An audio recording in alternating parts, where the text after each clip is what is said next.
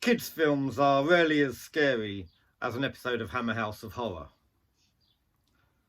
And when combined with the atmospherics of A Ghost Tale for Christmas, well, that's even rarer. Today I'm going to talk about an episode of the ITV series Dramarama, which ran from 1983 to 1989 and contained a whole series of short, self-contained, often spooky episodes. Many of them were okay, some were a bit rubbish.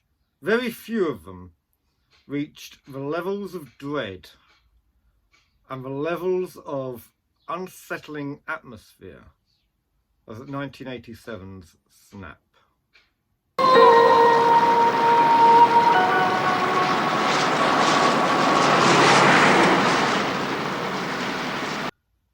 This is like a combination of the 1968 classic M.R. James adaptation, Whistle and I'll Come to You, crossed with that Hammer House of Horror episode, The Two Faces of Evil. Two types of horror which are rarely combined, but which in this story are combined with an unbelievable sense of dread and foreboding. I find it quite hard to believe actually they got away with this as a kids programme.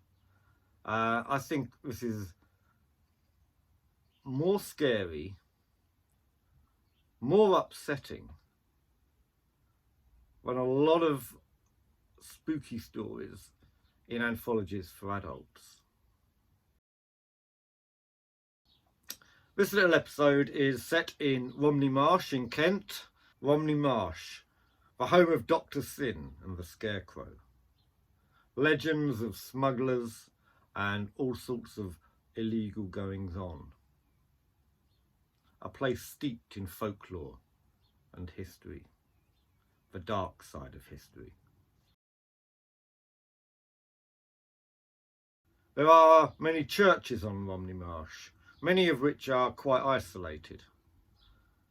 And this film knows how to use them. The story is simple. Peter, I think he's about 15, not really enjoying school, but he's got a school project, and that project seems to consist of spending a day on the marshes or spending a day somewhere and capturing the atmosphere in photographs. He's dropped off in the morning by his dad, who's not overly excited about having to go out and drop him off. Not a particularly supportive father. You can see why this kid's not really engaged with the world. I had a word with that teacher of yours. I said to her, listen, that son of mine, he can just about string 5 words together. So what's her answer? A hike across Romney blasted Marsh.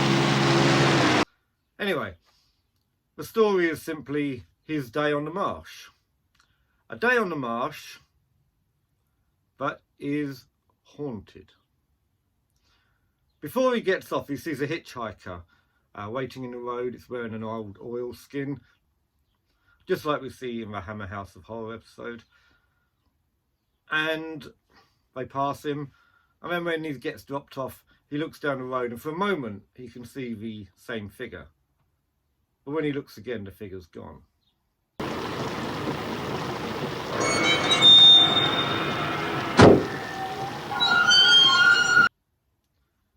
And then across the day, we see the figure hunting him, following him, taunting him.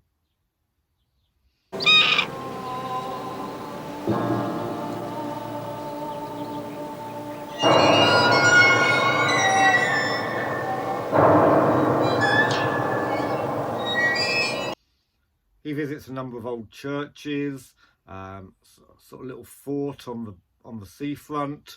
You can see all the old canals in this. It's a really evocative, desolate landscape, Romney Marsh, and this picks up on it beautifully. A lot of it is just told by still snaps that Peter takes throughout the day, A really scary one of a scarecrow. Another one of dead birds hung up to scare other birds away. You're getting this really quite grotesque picture of the marshes. And all the time, he gets the feeling he's being followed. Interestingly, some of the shots featuring Peter are sort of a slightly bit blurry, and you think maybe this is the film. But then another shot of something different, like a bird flying, will be perfectly sharp. So you're starting to ask yourself, you know, what are we seeing that's real? Is Peter still real? It's cleverly done, it's understated, but it just keeps you on edge. And you're on edge the whole time you're watching this. It's only 25 minutes long, but it packs so much in those 25 minutes.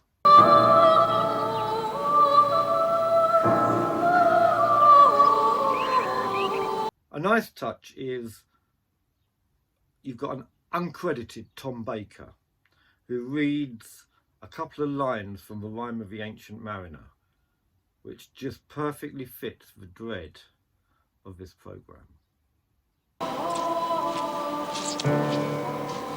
Like one that on a lonesome road doth walk in fear and dread, and having once turned round, walks on, and turns no more his head, because he knows a frightful fiend doth close behind him tread.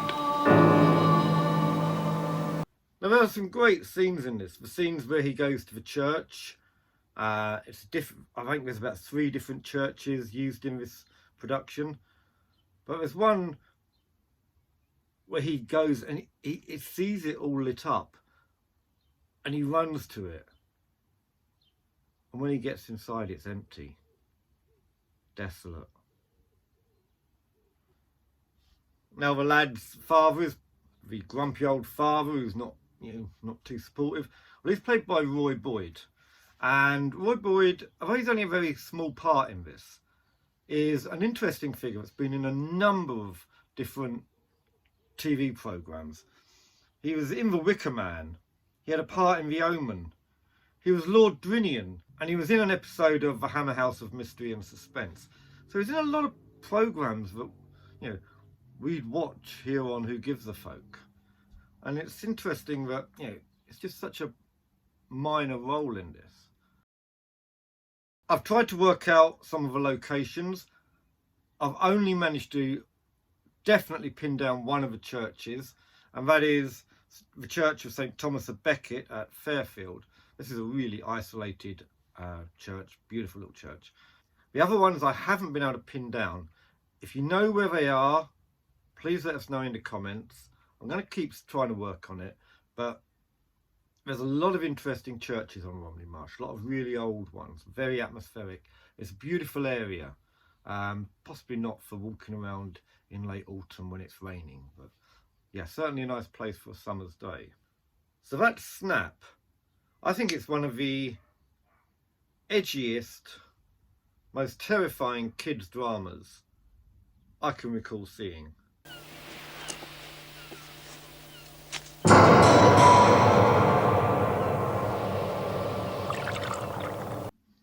If you liked some of the TV adaptations of M.R. James, I think you're really going to like this. There's minimal talking. It's all atmosphere, it's all landscape, it's all the subtle music that's used. The way the images combine.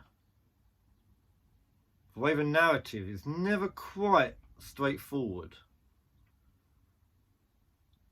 This is a stunning piece of 80s kids drama, and I would doubt they'd get away with it now. Hope you enjoy it. Until next time, take care.